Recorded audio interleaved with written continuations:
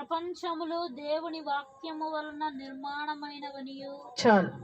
ప్రపంచములు దేవుని వాక్యము మూలన నిర్మూలమై. ప్రపంచములు అంటే ఎన్ని ప్రపంచాలు ఉన్నాయి అప్పుడు ఇక్కడ? యుగములు. యుగములు వేరు, ప్రపంచాలు వేరు. మళ్ళీ ఎన్ని ప్రపంచాలు ఉన్నాయి? ఓకే, ఇక్కడ ఉంది యుగములు.